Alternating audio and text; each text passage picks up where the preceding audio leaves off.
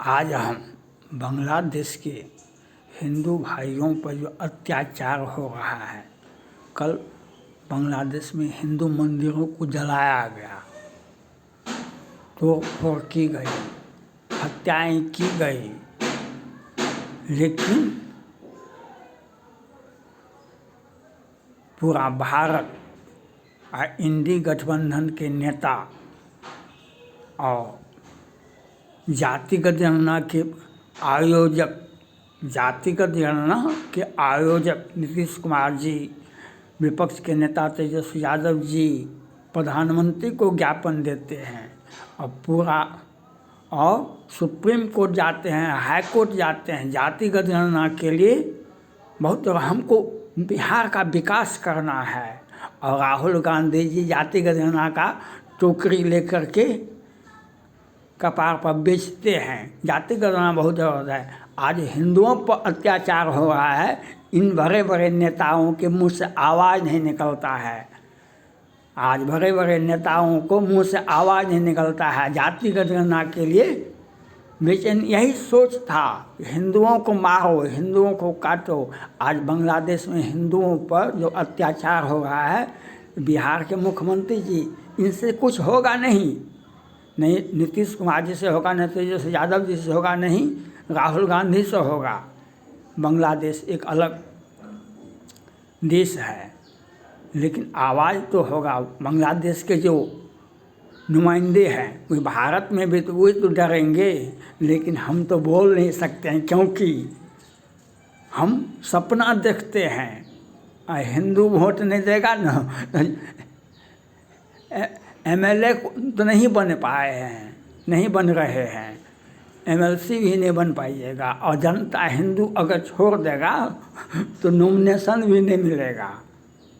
आज पूरे के पूरे देश के नेता कुछ बोल नहीं, सनातन धर्म को गाली देते थे, कोरोना पॉजिटिव है, आज रामायण को जलाते थे। आज आवाज़ क्यों नहीं निकलता है बांग्लादेश पर? हिंदुओं के साथ जो ज्यादती होती है क्यों नहीं निकलता है? मैं बता देना चाहता हूँ बांग्लादेश के हिंदुओं को, आपको डरने की आवश्यकता नहीं है, आपको डरने की आवश्यकता नहीं है। विप्रधेनु सुरसंत हितौलिन मनुज अवतार निज इच्छा निमित्त माया गुण गोपा। विप्रधेनु सुरसंत हितौलिन मनुज अवतार निज इच्छा निमित्त माया गुण गोपा। ये जैसे अफगानिस्तान में, जैसे तालिबान में वह जो स्वयंभू कमांडर सत्ता में आके बैठ गया है, वैसे ही बांग्लादेश के ये नोबेल पुरस्कार विजेता आके बैठे हैं। इनको याद होगा, इनको याद कर दिया जाएगा। 20 जनवरी के बाद ट्रंप साहब शपथ ग्रहण करेंगे। बांग्लादेश जापान के बाद अगर कहीं बम गिरेगा तो बांग्लादेश में गिरेगा। जापान के बाद कभी, जापान में हिरोशिमा पर बम गिरा था ना, तो उसके बाद आप किसी देश पर बम गिरेगा तो वह बांग्लादेश पर गिरेगा। और इसमें पाकिस्तान का भी हाथ है, हिजबुल्लाह, हुती, लेबनान।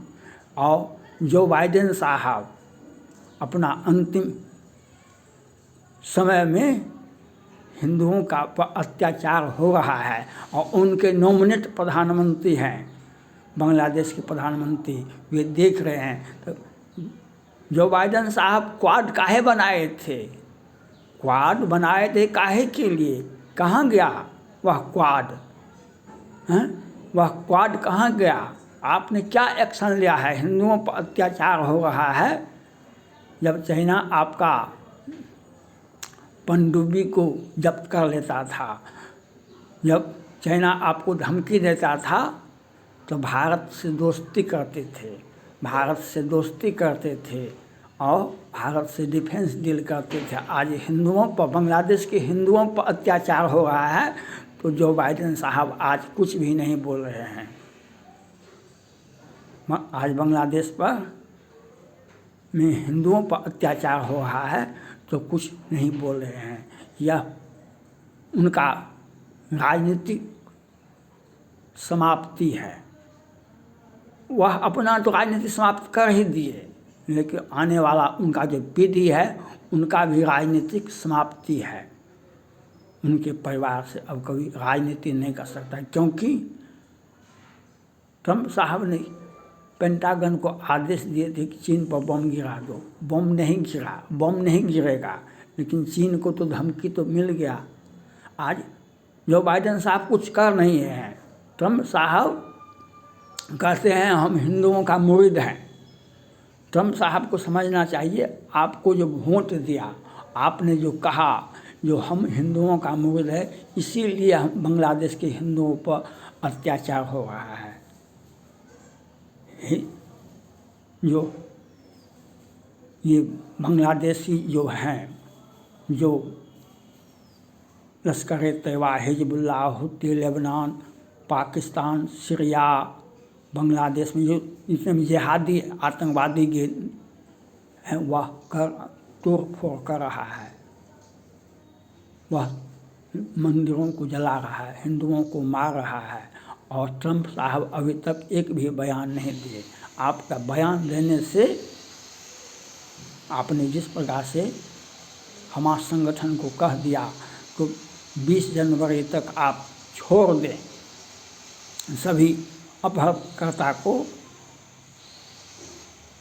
अगर नहीं छोड़ेगा तो आप बम गिराएंगे। तो आपको इस प्रकार से तो बांग्लादेश में जो हिंदुओं पर अत्याचार हो रहा है, उनको बांग्लादेश को यह जिहादी को, आतंकवादियों को कह दे। और वो जो ढाका वाले हैं, जो प्रधानमंत्री बने हुए हैं, उनको भी बता दीजिए हम राम का दंड विधान के तहत आपको कार्रवाई करेंगे। हिंदुओं पर अत्याचार हुआ है तो हिंदू धर्म के मुताबिक हिंदुओं का राम का जो दंड विधान है, उसके मुताबिक राम का दंड विधान क्या है? पूरे खानदान को सर्वनाश कर दो, पूरे खानदान का राम विमुख यह हाल तुम्हारा, रहा न कुल में रोवन हारा। राम विमुख यह हाल तुम्हारा, रहा न कुल में रोवन। रावण का खानदान को मिटा दिया गया। तो उसी प्रकार से ट्रंप साहब को बम गिराना पड़ेगा। और पहले आप आगाज दे दीजिए जोर का धमाका। शहीद भगत सिंह ने कहा था, बहरों को सुनाने के लिए धमाके की आवाज़ की आवश्यकता होती है। बहरों को सुनाने के लिए धमाके की आवाज़ की आवश्यकता होती है। हम ट्रंप साहब से अपील करते हैं, आपका बयान ही सफिशिएंट है। आज हमारे हिंदू भाइयों पर जो अत्याचार हुआ है, कल भी हुआ है, परसों भी हुआ है, हिंदू मंदिरों को तोड़ा जाता है, हिंदुओं को जलाया जाता है, हिंदुओं को मारा जाता है, उसके यहाँ लूटपाट होता है, हिंसा का तांडव। ये लश्कर-ए-तैयबा, हिजबुल्लाह, हुती, लेबनान, इजराइल में कुछ कर नहीं पाए तो अब इधर आए हैं। इधर भी मोदी जी, हमारे देश के प्रधानमंत्री जी भी बांग्लादेश के हिंदुओं को यह समझना चाहिए, वह डरने की आवश्यकता नहीं है। हमारे प्रधानमंत्री ने कहा है हम घर में घुस कर मारते हैं। वह दिन दूर नहीं जब हम घर में घुस कर के मारेंगे। हम पाकिस्तान में सर्जिकल स्ट्राइक, एयर स्ट्राइक किए थे ना, वह तो छोटा सा नमूना था, टेलर था। उससे भी बड़ा हमने बांग्लादेश को 1971 में ही आज़ाद कराया था। लेकिन आज हम पुनः बांग्लादेश में 2-4 भागों में बांट देंगे। इसलिए हमारे मोदी जी पर भरोसा करें। बांग्लादेश के हिंदुओं को डरने की आवश्यकता नहीं है। हमने कल भी कहा था, आपको रामचरितमानस पढ़ना चाहिए, आपको अष्टजाम करना चाहिए, आपको बच्चे को हनुमान चालीसा पढ़ाइए। आपको डरने की आवश्यकता नहीं है। भारत के प्रधानमंत्री कड़ी नज़र रखे हुए हैं और जब मौका मिलेगा तो घर में घुस करके मारेंगे। जब मौका मिलेगा तो घर में घुस करके मारेंगे। मारने के बाद लोगों को बताया जाता है, यह पहले नहीं होता है। हमने चाइना को दिखा दिया ना। जब चाइना को हम दिखा सकते हैं डोकलाम में, गलवान में, तवांग में, तो भारत के प्रधानमंत्री को भी चाहिए कुछ एक्शन, कड़ा एक्शन लेना चाहिए। जो हिंदुओं में जो भय बना हुआ है उससे निजात मिले।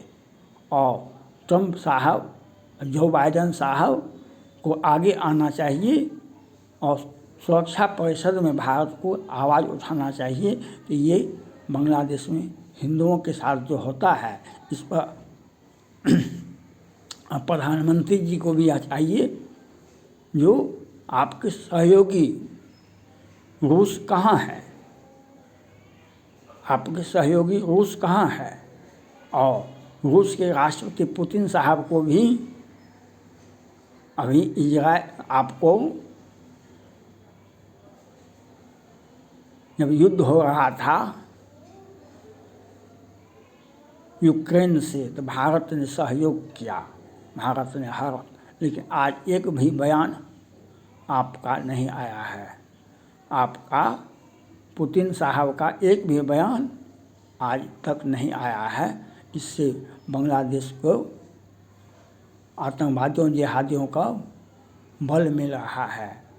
ये पुतिन साहब को भारत, आप कहते थे भारत अकेला नहीं है, आज हिंदुओं पर अत्याचार हो रहा है, वह आपको इस पर बयान देना चाहिए, आपको एक्शन लेना चाहिए।